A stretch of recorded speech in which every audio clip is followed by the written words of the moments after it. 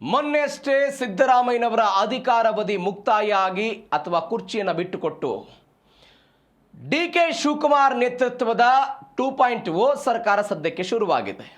ಮತ್ತೊಂದು ಕಡೆ ಪಕ್ಷದ ಆಂತರಿಕ ವಿಚಾರದಲ್ಲಿ ಡಿಕೆ ಶಿವಕುಮಾರ್ ಅವರ ಅಧಿಕಾರಾವಧಿ ಮುಕ್ತಾಯ ಆಗಿ ಬಿಕೆ ಹರಿಪ್ರಸಾದ್ ಅವರ 2.0 ಶುರುವಾಗ್ತಾ ಇದೆ. ಅಂದರೆ ಪಕ್ಷದಲ್ಲಿ ಆಗುವಂತಹ ಬೆಳವಣಿಗೆ ಅದು. ಇದೀಗ ದೃಶ್ಯದಲ್ಲಿ ನೀವು ಗಮನಿಸ್ತಾ ಇರುವಂತೆ ಬಿಕೆ ಹರಿಪ್ರಸಾದ್ ರಾಷ್ಟ್ರ ರಾಜಕಾರಣದಲ್ಲಿ ಗುರುತಿಸಿಕೊಂಡಿದ್ದಂತಹ ವ್ಯಕ್ತಿ, ಗಾಂಧಿ ಕುಟುಂಬಕ್ಕೆ ನಿಷ್ಠೆಯಾಗಿದ್ದಂತಹ ವ್ಯಕ್ತಿ, ವಿದ್ಯಾರ್ಥಿ ದೆಸೆಯಲ್ಲೇ ರಾಜಕಾರಣವನ್ನು ಶುರು ಅಂದರೆ ಅಲ್ಲಿಂದಲೇ ನಾಯಕತ್ವ ಶುರುವಾಯಿತು. ಅಲ್ಲಿಂದ ಇಲ್ಲಿಯ ತನಕ ಇದೀಗ ಕೆಪಿಸಿಸಿ ಅಧ್ಯಕ್ಷರಾಗಿದ್ದಾರೆ. ಕರ್ನಾಟಕ ಪ್ರದೇಶ್ ಕಾಂಗ್ರೆಸ್ ಕಮಿಟಿ ಅಧ್ಯಕ್ಷರು. ಹಿಂದೆ ದಿನೇಶ್ ಗುಂಡೂರಾವ್ ಅವರು ಇದ್ದರು, ಅದಕ್ಕಿಂತ ಮೊದಲು ಜಿ ಪರಮೇಶ್ವರ್ ಅವರಿದ್ದರು. ಜಿ ಪರಮೇಶ್ವರ್ ನಂತರ ದಿನೇಶ್ ಗುಂಡೂರಾವ್ ಬಂದರು. ದಿನೇಶ್ ಗುಂಡೂರಾವ್ ಬಂದ ನಂತರ JDS ಮತ್ತು ಕಾಂಗ್ರೆಸ್ ಮೈತ್ರಿ ಸರ್ಕಾರ. ಅದಾದ ನಂತರ ಡಿಕೆ ಶಿವಕುಮಾರ್ ಕರೋನಾನಂತಹ ಒಂದು ಸಂದಿಗ್ಧ ಪರಿಸ್ಥಿತಿಯಲ್ಲಿ ಅಧಿಕಾರವನ್ನು ವಹಿಸಿಕೊಂಡರು. ಅವರ ನೇತೃತ್ವದಲ್ಲಿ ಪಾರ್ಟಿ 136 ಸ್ಥಾನ ಗಳಿಸ್ತು. 9 ಸ್ಥಾನಗಳನ್ನು ಲೋಕಸಭೆಯಲ್ಲಿ ಗೆದ್ದರು. ಇದೀಗ ಅವರು ಮುಖ್ಯಮಂತ್ರಿ ಆದರೂ ಕೆಪಿಸಿಸಿ ಅಧ್ಯಕ್ಷ ಸ್ಥಾನ ಖಾಲಿ ಉಳಿದಿತ್ತು.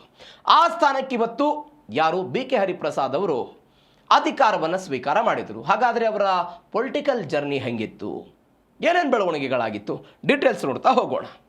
ಬಿಕೆ ಹರಿಪ್ರಸಾದ್ ನಡೆದು ಬಂದ ರಾಜಕೀಯ ಹಾದಿ ಹೆಂಗಿತ್ತು? ವಿದ್ಯಾರ್ಥಿ ದೆಸೆಯ ನಾಯಕತ್ವ ಇತ್ತು. NSY ಮುಖಾಂತರ ಅವರೆಲ್ಲ ತಳಮಟ್ಟದಿಂದ ರಾಜಕಾರಣವನ್ನು ಶುರು ಮಾಡಿದರು. ಯುವ ಕಾಂಗ್ರೆಸ್ನಲ್ಲೆಲ್ಲ ಸಕ್ರಿಯ ಆಗಿದ್ದರು. ಕಾಂಗ್ರೆಸ್ನ ವಿವಿಧ ಜವಾಬ್ದಾರಿಗಳನ್ನು ನಿಭಾಯಿಸಿದರು, ಸಂಘಟನೆ ಮಾಡಿದರು. ವಿದ್ಯಾರ್ಥಿಗಳ ಸಂಘಟನೆ ಆಯಿತು. ಅದಾದ ನಂತರ NSYಯಲ್ಲಿ ಸಕ್ರಿಯ ಆದರು. 4 ಬಾರಿ ರಾಜ್ಯಸಭಾ ಸದಸ್ಯರಾದರು ಕರ್ನಾಟಕದಿಂದ, ಒಟ್ಟು 4 ಬಾರಿ. ನೀವು ನೋಡಿ, ಶಾಲಾ ದಿನಗಳಲ್ಲಿ ಹರಿಪ್ರಸಾದ್ ಅವರು ಭಾರತ್ ಸೇವಾದಳಲ್ಲೆಲ್ಲ ಸಕ್ರಿಯರಾಗಿದ್ದರು. ಸಮಾಜ ಸೇವೆ, ಶಿಸ್ತಿನ ಇತ್ಯಾದಿ ಎಲ್ಲ ಮೌಲ್ಯಗಳನ್ನೆಲ್ಲ ಬಳಸಿಕೊಂಡ್ರು. 1972ರಲ್ಲಿ ಬೆಂಗಳೂರಿನ ಪ್ರಸಿದ್ಧ MES ಕಾಲೇಜಿನಲ್ಲೆಲ್ಲ BCom ಪದವಿ ಆಯ್ತು ಇವರದು. ಅದೇ ಸಮಯದಲ್ಲಿ ಚಳವಳಿಯ ಕಡೆಗಳೆಲ್ಲ ಬಂದರು. ಅದಾದ ನಂತರ ರಾಷ್ಟ್ರೀಯ ವಿದ್ಯಾರ್ಥಿ ಒಕ್ಕೂಟ NSY ಮುಖಾಂತರ ಸೇರ್ಪಡೆ ಆಯಿತು. ಅಧಿಕೃತವಾಗಿ ಅವರು ರಾಜಕೀಯ ಜೀವನ ಶುರುವಾಯಿತು. 79ರಿಂದ 89ರ ತನಕ ಅಖಿಲ ಭಾರತ ರಾಷ್ಟ್ರೀಯ ವಿದ್ಯಾರ್ಥಿಗಳ ಒಕ್ಕೂಟದ ರಾಷ್ಟ್ರೀಯ ಪ್ರಧಾನ ಕಾರ್ಯದರ್ಶಿಯಾಗೆಲ್ಲ ಕೆಲಸ ಮಾಡಿದರು.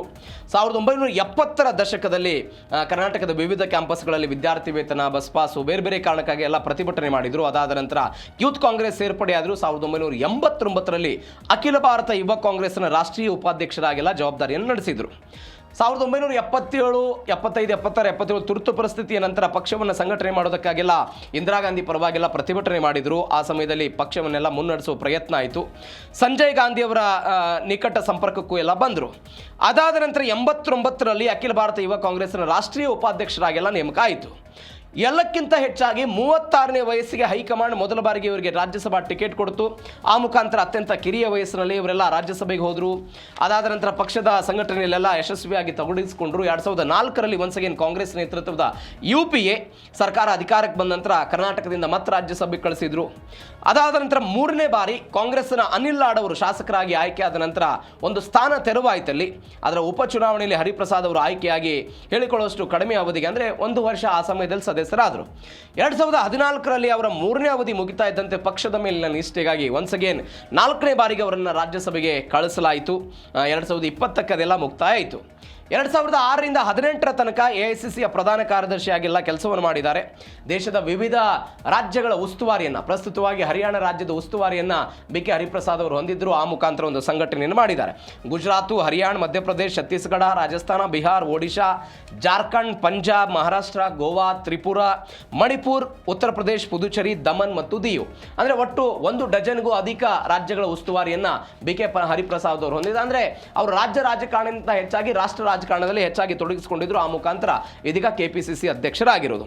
ಮತ್ತೊಂದು ಬೆಳವಣಿಗೆ ಏನು ಅಂತ ಹೇಳಿದರೆ, ಇವರ ವಿಚಾರದಲ್ಲಿ ಹೈಕಮಾಂಡ್ ನಂಟು ಮತ್ತು ಸಿದ್ಧಾಂತ. ಹೈಕಮಾಂಡ್ನ ಜೊತೆಗೆ ಅತ್ಯುತ್ತಮವಾದಂತಹ ಸಂಬಂಧವನ್ನು ಇದೇ ಬಿಕೆ ಹರಿಪ್ರಸಾದ್ ಅವರು ಹೊಂದಿದ್ರು. ಹೆಂಗೆ? ಗಾಂಧಿ ಕುಟುಂಬದ ವಿಶ್ವಾಸವನ್ನು ಅವರು ಹೊಂದಿದ್ರು. ನೆಹರು, ಗಾಂಧಿಯವರ ಜೊತೆಗೆ ನಂಬಿಕಸ್ಥ ಆಪ್ತ ವಲಯದೆಲ್ಲ ಇವರೆಲ್ಲ ಗುರುತಿಸಿಕೊಂಡಿದ್ರು. ಕಡು ಸೈದ್ಧಾಂತಿಕ ಬದ್ಧತೆ ಇವರಿಗಿತ್ತು. ಕಾಂಗ್ರೆಸ್ನ ಜಾತ್ಯತೀತ ತತ್ವಗಳು, ಸಿದ್ಧಾಂತಕ್ಕೆ ಯಾವತ್ತೂ ಕೂಡ ಅವರು ಚ್ಯುತಿ ತರುವಂತಹ ನಿಟ್ಟಿನಲ್ಲಿ ನಡೆದುಕೊಳ್ಳಲಿಲ್ಲ. ಬಣ ರಾಜಕೀಯದಿಂದೆಲ್ಲ ದೂರ ಉಳಿದ್ರು. ಹಿಂದುಳಿದ ವರ್ಗಗಳ ಗಟ್ಟಿ ಧ್ವನಿಯಾಗಿ ಎಲ್ಲ ಕೆಲಸವನ್ನು ಮಾಡೋ ಪ್ರಯತ್ನವನ್ನು ಮಾಡಿದರು. ಆ ಕಾರಣಕ್ಕಾಗಿ ಇದೀಗ ಅವರಿಗೆ ಈ ಹುದ್ದೆ ಉಳಿದಿದೆ ಅಂತ ಎಲ್ಲ ಲೆಕ್ಕಾಚಾರ. ಬಿಕೆ ಹರಿಪ್ರಸಾದ್ ಗಾಂಧಿ ಕುಟುಂಬದ ನಂಬಿಕಸ್ಥ ಮತ್ತು ನಿಷ್ಠಾವಂತ ಕಾರ್ಯಕರ್ತರೆಲ್ಲ ಒಂದಾಗಿದ್ದರು. ಅಂದರೆ 3 ತಲೆಮಾರುಗಳು ನೆಹರು, ಅದಾದ ನಂತರ ಇಂದಿರಾ ಗಾಂಧಿ, ರಾಜೀವ್ ಗಾಂಧಿ, ಸೋನಿಯಾ ಗಾಂಧಿ ಮತ್ತು ರಾಹುಲ್ ಗಾಂಧಿ ಇವರೆಲ್ಲರ ಜೊತೆಗೂ ಕೂಡ ಹೊಂದಿದ್ದಾರೆ ಇವರು. ಇಂದಿರಾ ಗಾಂಧಿ ಮತ್ತು ಸಂಜಯ್ ಗಾಂಧಿ ಕಾಲದಲ್ಲೆಲ್ಲ ಒಡನಾಟ ಶುರುವಾಯಿತು ಇವ್ರದ್ದು 70ರ ದಶಕ. ಹರಿಪ್ರಸಾದ್ ಅವರು ಅವಾಗ ವಿದ್ಯಾರ್ಥಿ ಚಳವಳಿಯಲ್ಲಿದ್ದರು. ಇಂದಿರಾ ಗಾಂಧಿ ಗಮನಕ್ಕೆ ಸೆಳೆದ್ರು. ಅದಾದ ನಂತರ ಸಂಜಯ್ ಗಾಂಧಿ ಅವರ ಆಪ್ತ ವಲಯದಲ್ಲಿ ಗುರುತಿಸಿಕೊಂಡ್ರು. ತುರ್ತು ಪರಿಸ್ಥಿತಿಯ ಸಂದರ್ಭದಲ್ಲಿ ಇಂದಿರಾ ಗಾಂಧಿಯ ಪರವಾಗಿಲ್ಲ ನಿಂತು ಹೋರಾಟ ಮಾಡಿದರು. ರಾಜೀವ್ ಗಾಂಧಿ ಅವರ ಅವಧಿಯಲ್ಲಿ ರಾಜ್ಯಸಭೆಗೆ ಅವರೆಲ್ಲ ಪ್ರವೇಶ ಮಾಡಿದರು.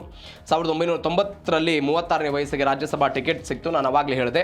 ಸೋನಿಯಾ ಗಾಂಧಿ ಅವರ ಸಂಕಟ ಹರಕ ಅಂತ ಇವ್ರನ್ನ ಕರೀತಾರೆ. ಅಂದರೆ ಸೋನಿಯಾ ಗಾಂಧಿ ಅವರು ಕಾಂಗ್ರೆಸ್ ಅಧ್ಯಕ್ಷರಾಗಿದ್ದಂತಹ ಸಮಯದಲ್ಲಿ ಹರಿಪ್ರಸಾದ್ ಅವರು ಅತ್ಯಂತ ಸಂಧಾನಕಾರರಾಗೆಲ್ಲ ಕೆಲಸವನ್ನು ಮಾಡಿದ್ರು. ಅದಾದ ನಂತರ 18ಕ್ಕೂ ಹೆಚ್ಚು ರಾಜ್ಯಗಳಿಗೆಲ್ಲ ಕೆಲಸವನ್ನು ಮಾಡಿದರು. ಇದೀಗ ರಾಹುಲ್ ಗಾಂಧಿ ಅವರ ಜೊತೆಗೂ ಕೂಡ ಇವರು ಹೊಂದಿದ್ದಾರೆ. ಒಂದು ಇಂಪಾರ್ಟೆಂಟ್ ನೋಡಿ ನೀವು, ಹಿಂದುಳಿದ ವರ್ಗಗಳ ನಾಯಕ ಅಂತ 2023ರಲ್ಲಿ ಕಾಂಗ್ರೆಸ್ ಗೆದ್ದಾಗ ಇವರಿಗೆ ಸಚಿವ ಸ್ಥಾನ ಸಿಗುತ್ತೆ ಅನ್ನುವಂಥ ನಿರೀಕ್ಷೆ ಇತ್ತು. ಯಾಕೆ ನಿರೀಕ್ಷೆ? 2 ಕಾರಣಗಳಿಗಾಗಿ ಇವರಿಗೆ ಸಚಿವ ಸ್ಥಾನ ತಪ್ಪಿತು. ಒಂದು, ಇವರಿಗೆ ವಿಧಾನ ಪರಿಷತ್ ಸದಸ್ಯ ಸ್ಥಾನ, ಆ ಕೋಟಾದಲ್ಲಿ ಇವರಿಗೆ ಸಚಿವ ಸ್ಥಾನ ಸಿಗಬೇಕಾಗಿತ್ತು. ಬಟ್ ಆ ಕೋಟಾದಲ್ಲಿ ರಾಯಚೂರು ಮೂಲದ ಬೋಸರಾಜ್ ಅವರಿಗೆ ಅವಕಾಶವನ್ನು ಕೊಟ್ಟರು, ಏನು ವಿಶ್ವಾಸನೆ ಕೊಟ್ಟಿದ್ರಂತೆ. ಈ ಕಾರಣಕ್ಕಾಗಿ ಅವರಿಗೆ ಅವತ್ತು ಸಚಿವ ಸ್ಥಾನ ಸಿಗಲಿಲ್ಲ. ಒಂದು ಕಾರಣ. ಎರಡನೇದ್ದು, ಜಾತಿಯ ವಿಚಾರಕ್ಕೆ ಬಂದರೆ ಈಡಿಗ ಸಮುದಾಯದಿಂದ ಇವರಿಗೆ ಕೊಡಬೇಕಾಗಿತ್ತು. ಈಡಿಗ ಸಮುದಾಯ ಬಿ ಕೆ ಹರಿಪ್ರಸಾದ್ ಅವ್ರದ್ದು. ಆದರೆ ಈಡಿಗ ಸಮುದಾಯದಿಂದ ಮಧು ಬಂಗಾರಪ್ಪನವರನ್ನ ಶಿಕ್ಷಣ ಸಚಿವರನ್ನಾಗಿ ಮಾಡಿರುವ ಕಾರಣಕ್ಕಾಗಿ ಅವತ್ತು ಬಿ ಕೆ ಹರಿಪ್ರಸಾದ್ ಅವರಿಗೆ ಸಚಿವ ಸ್ಥಾನ ಸಿಗಲಿಲ್ಲ. ಸ್ವಲ್ಪ ಅಸಮಾಧಾನ ಕೂಡ ಆಗಿದ್ರು. ಸಭೆಗಳನ್ನು ಮಾಡೋ ಪ್ರಯತ್ನವನ್ನೆಲ್ಲ ಮಾಡಿದ್ರು. ಬಟ್ ಪಕ್ಷದಿಂದ ದೂರ ಏನು ಉಳಿಲಿಲ್ಲ. ಹೀಗಾಗಿ ಅವರಿಗೆ ಕೆಪಿಸಿಸಿ ಅಧ್ಯಕ್ಷ ಸ್ಥಾನ ಈಗ ಸಿಕ್ಕಿದೆ. ಮತ್ತೊಂದು ಬೆಳವಣಿಗೆ ಏನು ಅಂತ ಹೇಳಿದ್ರೆ, ಇವರ ವಿಚಾರ ಮುಂದಿರುವಂತಹ ಪ್ರಮುಖ ಸವಾಲುಗಳೇನು, ಏನೇನು ಸವಾಲುಗಳಿದೆ? ಆಂತರಿಕ ಭಿನ್ನಮತ ಶಮನ ಮಾಡೋದು. ನೀವು ಕಾಂಗ್ರೆಸ್ನಲ್ಲಿ ಬಣಗಳನ್ನು ನೋಡ್ತಾ ಇದ್ದೀವಿ. ಸಿದ್ದರಾಮಯ್ಯನವರ ಪರವಾಗಿ ಮಾತನಾಡ್ತಾರೆ, ಡಿ ಕೆ ಶಿವಕುಮಾರ್ ಪರವಾಗಿ, ಖರ್ಗೆ ಹೈಕಮಾಂಡ್ ತಟಸ್ಥ. ಕಾರ್ಯಕರ್ತರಲ್ಲಿ ಉತ್ಸಾಹ ತುಂಬಬೇಕು, ಮುಂದಿನ ಚುನಾವಣೆಗಳ ಬಗ್ಗೆ ಸಿದ್ಧತೆ ಮಾಡಬೇಕು, ಸಮುದಾಯಗಳ ಸಮತೋಲನ ಮಾಡಬೇಕು, ಹಣಕಾಸು ಮತ್ತು ಸಂಪನ್ಮೂಲಗಳ ಕ್ರೋಢೀಕರಣ ಕೆಲಸವೂ ಕೂಡ ಯಾರ ಅವಧಿಯಲ್ಲಿ ಆಗಬೇಕು? ಬಿ ಕೆ ಹರಿಪ್ರಸಾದ್ ಅವರ ಅವಧಿಯಲ್ಲಿ ಆಗಬೇಕು ಅನ್ನುವ ಆಶಯ ಕಾರ್ಯಕರ್ತರಲ್ಲಿದೆ. ಈ ಕಾರಣಕ್ಕಾಗಿ ಆ ಕೆಲಸವನ್ನು ಮಾಡ್ತಾರೆ ಅನ್ನೋದು ಸದ್ಯಕ್ಕಿರುವಂತಹ ಕುತೂಹಲ. ನೀವು ನೋಡಿ, ನೀವು ದಿನೇಶ್ ಗುಂಡೂರಾವ್ ಅವರು ಅಧಿಕಾರ ಇದ್ದಂತಹ ಸಮಯದಲ್ಲಿ JDS ಮತ್ತು ಕಾಂಗ್ರೆಸ್ ಮೈತ್ರಿ ಸರ್ಕಾರ ಇತ್ತು ಅಂತ ಹೇಳಿದೆ. ಅದೇ ಸಮಯದಲ್ಲಿ ಕಾಂಗ್ರೆಸ್ನ ವೈಫಲ್ಯ ಏನಾಯಿತು ಅಂತ ಹೇಳಿದರೆ, ಕೇವಲ 1 ಲೋಕಸಭಾ ಸ್ಥಾನವನ್ನು ಗೆಲ್ಲೋದಕ್ಕೆ ಮಾತ್ರ ಸಾಧ್ಯ ಆಯಿತು. ಮೈತ್ರಿ ಸರ್ಕಾರ ಇದ್ದಾಗಲೂ ಕೂಡ ಇಡೀ ರಾಜ್ಯದಾದ್ಯಂತ DK ಸುರೇಶ್ ಮಾತ್ರ ಬೆಂಗಳೂರು ಗ್ರಾಮಾಂತರ ಗೆದ್ದರು.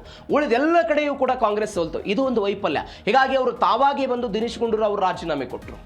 ಎರಡನೇದ್ದು, ಜಿ ಪರಮೇಶ್ವರ್ ಅವರು ಕೆಪಿಸಿಸಿ ಅಧ್ಯಕ್ಷ, ಸುದೀರ್ಘವಾಗಿ ಕೆಪಿಸಿಸಿ ಅಧ್ಯಕ್ಷರಾಗಿದ್ದರು. ಅವರು 2010 2018 ತನಕ ಅತಿ ಹೆಚ್ಚು ಅವಧಿಗೆ ಆಯ್ಕೆ ಆದವರು ಅವರು.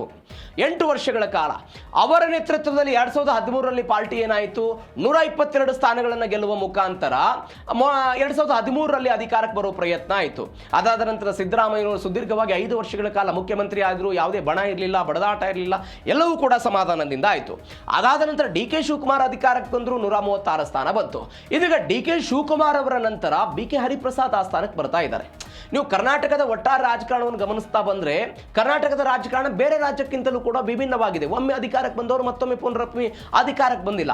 ಕಾಂಗ್ರೆಸ್ನಲ್ಲಿ ಈಗ ಸಚಿವ ಸ್ಥಾನಕ್ಕಾಗಿ ಬಣಗಳ ರಾಜಕಾರಣ, ಸಿದ್ದರಾಮಯ್ಯನವರ ಸಂಪುಟದಲ್ಲಿ ಸಚಿವರಾದವರು ಈಗ ಮಾಜಿಗಳಾಗಿದ್ದಾರೆ. ಅವರನ್ನು ನಿಭಾಯಿಸುವಂಥದ್ದು, ಕಾರ್ಯಕರ್ತರಿಗೆ ಅಧಿಕಾರವನ್ನು ಕೊಡುವಂಥದ್ದು, ಜಾತಿಗಳು ಕಾಂಗ್ರೆಸ್ನಿಂದ ದೂರವಾಗ್ತವ, ವಾಪಸ್ ಬರ್ತಾರ.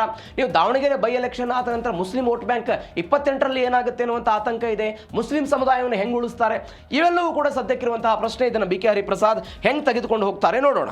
ಮತ್ತೊಂದು ಬೆಳವಣಿಗೆ ಏನು ಅಂತ ಹೇಳಿದರೆ, ಇದೇ ವಿಚಾರಕ್ಕೆ ಸಂಬಂಧಪಟ್ಟಂತಹ ಬೆಳವಣಿಗೆ ಏನಾಯಿತು ಅಂತ ಹೇಳಿದರೆ, ಬಿ ಕೆ ಹರಿಪ್ರಸಾದ್ ಅವರು ಕೆಲವೊಂದಿಷ್ಟು ಸವಾಲುಗಳನ್ನು ಕೂಡ ಎದುರಿಸಬೇಕು. ಆ ಸವಾಲುಗಳ ಜೊತೆಗೆ ವಿರೋಧ ಪಕ್ಷಗಳನ್ನು ಕೂಡ ಎದುರಿಸಬೇಕಾಗತ್ತೆ. ವಿರೋಧ ಪಕ್ಷಗಳನ್ನು ಎದುರಿಸಬೇಕು. ಆಡಳಿತ ವಿರೋಧಿ ಅಲೆಯ ಬಳಕೆ ಇದೆ. ಪ್ರಸ್ತುತ ಕೇಂದ್ರ ಸರ್ಕಾರದ ವೈಫಲ್ಯಗಳು, ಭ್ರಷ್ಟಾಚಾರ ಅವೆಲ್ಲವನ್ನು ಕೂಡ ತೆಗೆದುಕೊಂಡು ಹೋಗಬೇಕು. ಬೂತ್ ಮಟ್ಟದಲ್ಲಿ ಡಿಜಿಟಲ್ ಕ್ರಾಂತಿ ಮಾಡಬೇಕು, ಅಂದರೆ ಪಾರ್ಟಿಯನ್ನು ಆಕ್ಟಿವ್ ಇಡುವ ಕಾರಣಕ್ಕಾಗಿ. ಮತ್ತೊಂದು ಕಡೆ ಪ್ರಾದೇಶಿಕ ಹೋರಾಟಗಳಿಗೆ ಬಲ ಕೊಡಬೇಕು. ಕರಾವಳಿ, ಹಳೆ ಮೈಸೂರು ಭಾಗ, ಕಲ್ಯಾಣ ಕರ್ನಾಟಕ ಇಲ್ಲ. ಜಂಟಿ ನಾಯಕತ್ವದ ಪ್ರದರ್ಶನ ಮಾಡಬೇಕು. ರೈತ ಕಾರ್ಮಿಕರ ಪರವಾಗಿ ಧ್ವನಿ ಎತ್ತುವ ಕೆಲಸವನ್ನು ಕೂಡ ಬಿ ಕೆ ಹರಿಪ್ರಸಾದ್ ಅವರು ಮಾಡಬೇಕು. ನೀವು ನೋಡಿ, ಗಮನಿಸಬೇಕಾದಂತಹ ಸಂಗತಿ ಅಂತ ಹೇಳಿದ್ರೆ, ನಾನು ಆವಾಗಲೇ ಹೇಳಿದೆ, 1983ರಲ್ಲಿ ಜನತಾದಳ ರಾಮಕೃಷ್ಣ ಹೆಗಡೆ, 85ರಲ್ಲಿ ಪುನರಪಿ ಅಧಿಕಾರಕ್ಕೆ ಬಂತು. ಆದರೆ 85ರ ನಂತರ ಸುಮಾರು 47 ವರ್ಷಗಳ ಕಾಲ ಆಯಿತು. ಇವತ್ತಿನ ತನಕ ಕರ್ನಾಟಕದ ಮತದಾರ ಒಂದು ಬಾರಿ ಒಬ್ಬರಿಗೆ ಅಧಿಕಾರವನ್ನು ಕೊಟ್ಟರೆ ಮತ್ತೊಂದು ಬಾರಿ ಅಧಿಕಾರವನ್ನು ಕೊಟ್ಟಿಲ್ಲ. ಅದು JDS, ಕಾಂಗ್ರೆಸ್ ಮತ್ತು ಬಿಜೆಪಿಯಲ್ಲಿ ಅಧಿಕಾರಗಳು ಬದಲಾಗಿದ್ದನ್ನು ನಾವೆಲ್ಲ ನೋಡಿದ್ದೀವಿ.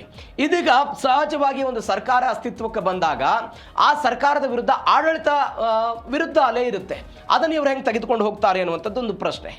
ಮತ್ತೊಂದು ಕಡೆ ಡಿ ಕೆ ಶಿವಕುಮಾರ್ ಅವರಿಗೆ ಒಂದು ಕನಸ ಇದೆ. ಡಿ.ಕೆ. ಶಿವಕುಮಾರ್ದ ಒಂದು ಕನಸೇನಿದೆ, ಕರಾವಳಿ ಜಿಲ್ಲೆಗಳಲ್ಲಿ ಪಾರ್ಟಿಯನ್ನು ಕಟ್ಟಬೇಕು ಅಂತ.